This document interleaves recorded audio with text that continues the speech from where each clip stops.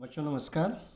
आज जो मैं अपने वीडियो में जो टॉपिक ले रहा हूँ एक्सपोनेंट्स एंड पावर्स, ये जो है क्लास 7 और 8 दोनों क्लासेस के लिए है। बेसिक कॉन्सेप्ट है, इसलिए ये दोनों क्लासेस में काम आएगा। तो हम यहाँ पे समझने का प्रयास करेंगे कि what is exponent, what is power. Okay, तो देखिए सबसे पहले मैं यहाँ पे कुछ लिख रहा हूँ कि 2 into 2 into 2 into 2 how many time 2 multiply itself 5 times। अब इसको जो हमने रिपीटेड यानी 2 का जो मल्टीप्लिकेशन है जो कि 5 टाइम्स इटसेल्फ से मल्टीप्लाई हो रहा है, इसको लिखने के लिए एक तरीका बनाया। ठीक, उस तरीके में जो 2 का रिपीटेड मल्टीप्लिकेशन हो रहा है, मतलब कौन सा नंबर है जो रिपीटेड मल्टीप्लाई हो रहा है, 2। तो उसको हमने पहले लिखा और कितने टाइम वो मल्टीप्लाई हो रहा है, 1 2 3 4 5 टाइम्स। तो उसको थोड़ा यहाँ पे इसके ऊपर लिखा। ठीक, तो यहाँ पे जो हमने ये लिखने का तरीका बनाया, इसको मैं थोड़ा सा फिर से लिख रहा हूँ। ठीक, जो नंबर रिपीटेड मल्टीप्लाई हो रहा था उसको नीचे रखा हुआ है, इसको बोलेंगे हम बेस। ओके, और जो नंबर थोड़ा हमने उसके ऊपर लिखा हुआ है इसको बोलेंगे एक्सपोनेंट। ध्यान रहेगा, this is the base and this is the exponent. One more example, जैसे हमने लिया 7 into 7 into 7। 7 how many time multiply, 3 time. And which number is multiply, 7। तो 7 को लिख दिया और कितने टाइम मल्टीप्लाई हो रहा है वो इस तरह से लिख दिया। तो यहाँ पे बेस क्या हो गया, 7, और एक्सपोनेंट क्या हो गया, 3। 3 इज द एक्सपोनेंट। तो आई थिंक ये ज़रूर आपको समझ में आ रहा होगा। अब इसको हम रीड कैसे करेंगे, how we read this number, how we read this form. Okay, तो इसको रीड जो करेंगे मैं यहाँ पे लिख रहा हूँ, ध्यान दीजिएगा। 7 raised to the power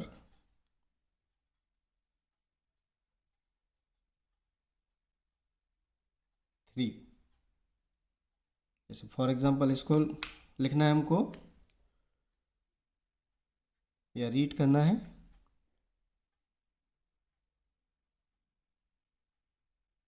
2 raised to the power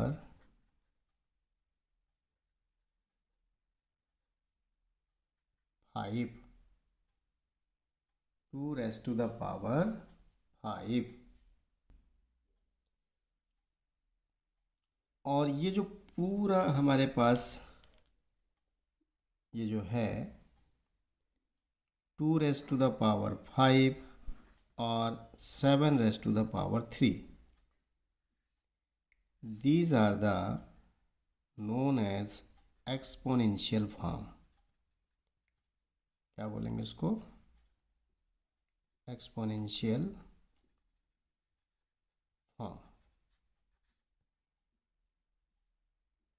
and अब जैसे हमारे पास 2 रेज टू द पावर 5, इसकी वैल्यू कितनी है, 32।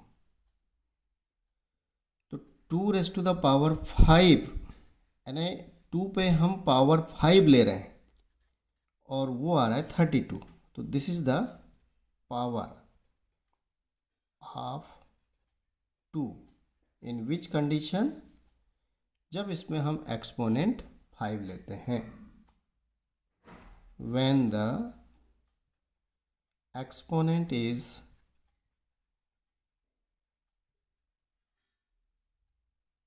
5 जब उसका एक्सपोनेंट 5 है तो 2 का पावर कितना हो जाता है, उसका वैल्यू कितना हो जाता है, उसका स्ट्रेंथ कितना हो जाता है, 32 हो जाता है।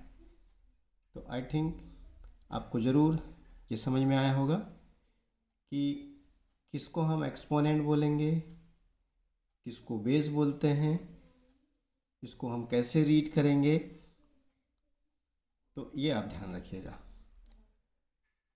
अब इसके बाद इसके लॉज हैं,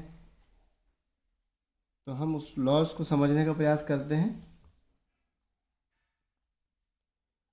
तो सबसे पहले आता है नंबर 1,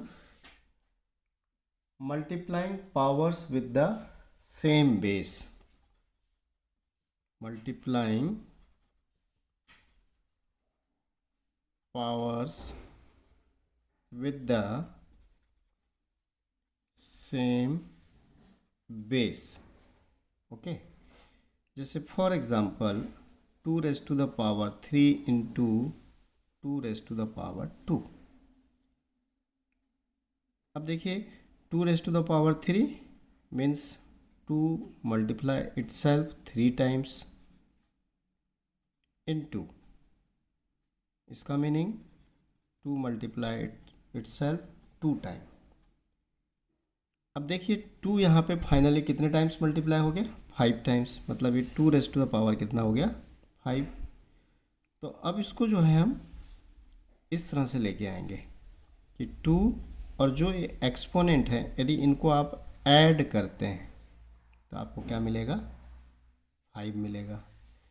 तो ये जो फर्स्ट लॉ आपका डेवलप होगा, a raise to the power m into a raise to the power n, दिया जाएगा a raise to the power m plus n। This is the first law, multiplying powers with the same base. Now second law for the division, number 2,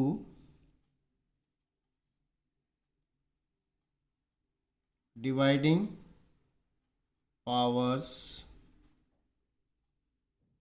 with the same base। जैसे for example 5 raise to the power 4 divided by 5 raise to the power 3। Obviously हम इसको ऐसा लिख सकते हैं। अब 5 raise to the power 4 means 5 into 5 into 5 into 5 divided by 5 into 5 into 5, 3 times. अब देखिए यहाँ पे ये 5 और ये 5 कैंसिल हो गया, तो आपके पास क्या बच गया, ओनली 5। और हम चाहें तो इसको एक्सपोनेंट में ऐसा लिख सकते हैं। अब इसी चीज़ को हम इसके कॉन्टेक्स्ट में डायरेक्टली यहाँ समझने का प्रयास करते हैं। ये एक्सपोनेंट कितना है, 4, और डिनोमिनेटर का एक्सपोनेंट कितना है, 3। ये ध्यान रखिएगा, जब सेम बेस होगा तभी ये काम करेगा। और इसको और आगे सॉल्व करते हैं तो कितना आ गया, 1। इसका मतलब यहाँ पे यदि हम इसको ऐसा ना सिंप्लीफाई करके डायरेक्टली यदि इनके एक्सपोनेंट को न्यूमरेटर में लेके माइनस कर दें तो जो वैल्यू आएगी वो इसके इक्वल होगी। तो जो लॉ डेवलप होगा क्या हो जाएगा, a raise to the power m divided by a raise to the power n is equal to a raise to the power m minus n। This is the second law. Now third law, number 3, power of power।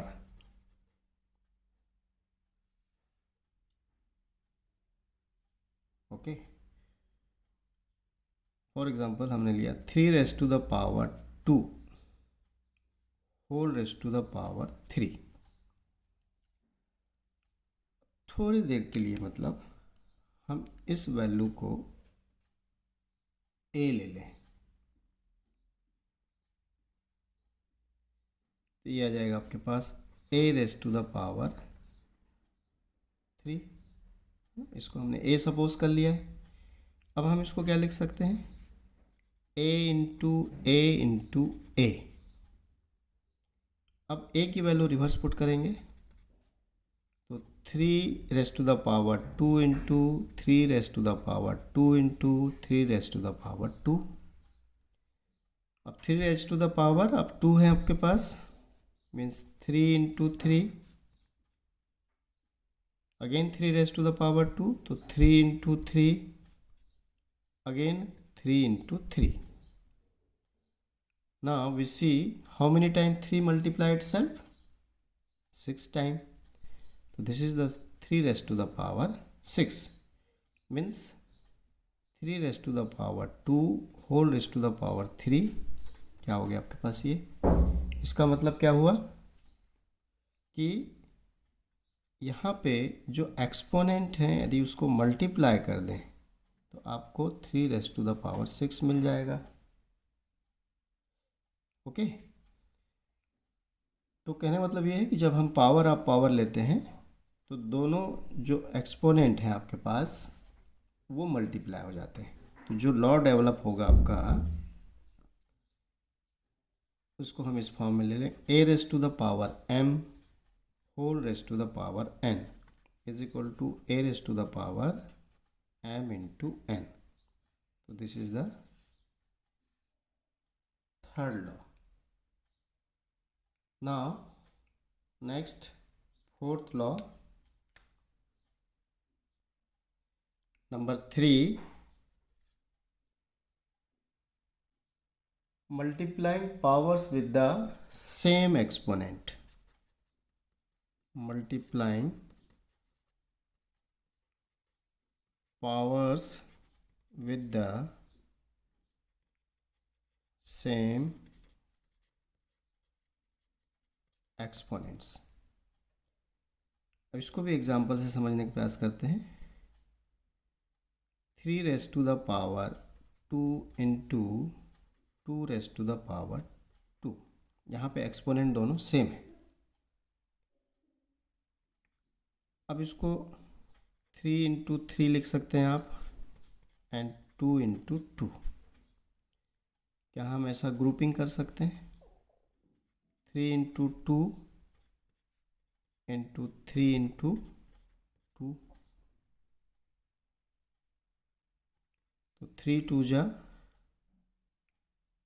या 3 into 2, ये how many time multiply? 2 time. इसको आप चाहें तो और simplify कर सकते हैं, 3 रेस टू द 3 2 जा 6 रेस टू द पावर 2। तो इसका मतलब क्या हुआ, जब एक्सपोनेंट सेम होते हैं तो हम क्या करते हैं कि जो बेस है उनको मल्टीप्लाई कर देंगे और एक्सपोनेंट को थ्रू आउट उनके बाहर लेके चले जाएंगे। तो यही चीज़ आ गया। अब इसको कैलकुलेट करेंगे तो आप ये आ जाएगा। तो जो लॉ डेवलप हुआ आपके पास, a raise to the power m into b raise to the power m is equal to a into b whole raise to the power m। This is the fourth law। This is the fourth law। Now next, fifth law, dividing powers with the same exponents। Okay, तो same exponent के साथ division में क्या होगा? Again जैसे हमने ले लिया 4 raise to the power 3 divided by 3 raise to the power 3, या 4 raise to the power 3 upon 3 raise to the power 3। तो इसमें भी जैसे आप पावर 3 है तो 4 इंटू 4 इंटू 4 लिख दिया आपने। Similarly in denominator 3 into 3 into 3। क्या ऐसा ग्रुपिंग कर सकते हैं? सॉरी, 4/3 4/3 मीन्स क्या आ गया आपके पास 4/3 how many time repeat in multiplication 3 time.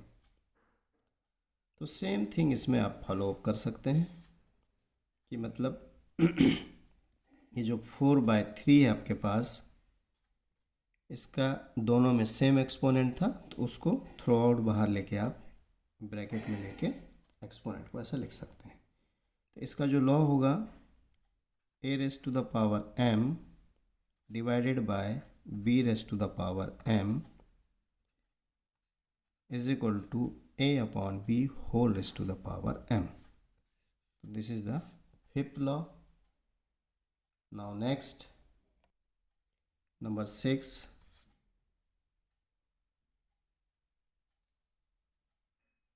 numbers with exponent 0। Okay, तो इसके लिए हमने ले लिया 2⁻³ डिवाइडेड बाय 2⁻3। ओके, अब इसको दो तरीके से सॉल्व करेंगे।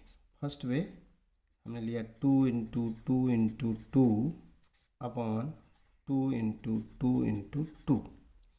ऑब्वियसली ये सब कैंसिल आउट हो जाएंगे 1 टाइम कैंसिल हो रहा है, तो आपके पास फाइनली 1 × 1 × 1 अपॉन 1 × 1 × 1, और 1 को कितने भी टाइम मल्टीप्लाई करें 1 ही होता है, और 1 डिवाइडेड बाय 1 1 ही होगा। तो ये हमने इस तरह से सॉल्व किया। अब इसमें लॉ ऑफ एक्सपोनेंट अप्लाई करते हैं। 2⁻³ डिवाइडेड बाय 2⁻3, तो 2⁻³ - 3 कौन सा लॉ अप्लाई किया, a⁻m divided by a⁻n is equal to a⁻m - n। Okay, इसको आगे सिंप्लीफाई किया तो 3 - 3 कितना आ गया 0। अब देखिए ये 1 भी इसी को कैलकुलेट करने से आया और ये भी उसे कैलकुलेट, मतलब ये दोनों आपस में इक्वल होना चाहिए। तो हमने देखा कि यहाँ पे 2⁻0 की वैल्यू क्या होना चाहिए 1 होना चाहिए। अब इस तरह से जो भी एक्सपोनेंट आप एक्सपोनेंशियल फॉर्म लेते हैं जिसमें बेस सेम होगा और एक्सपोनेंट भी सेम होंगे, और डिवाइडिंग सिचुएशन में जाएंगे तो हमेशा उस बेस पे एक्सपोनेंट 0 आएगा और ये सिंप्लीफाई होने पे 1 ही आएगा। तो इसको हम as a law a⁻0 is equal to 1 इस तरह से लिखेंगे। तो ये ध्यान रखिएगा कि किसी भी रियल नंबर पे यदि एक्सपोनेंट 0 है तो उसकी वैल्यू हमेशा 1 होती है। तो डियर चिल्ड्रन, आज की इस वीडियो में इतना ही। मैं नेक्स्ट वीडियो में नेगेटिव एक्सपोनेंट और कुछ चीज़ें आपके साथ डिस्कस करूँगा। तो ओके, ऑल द बेस्ट।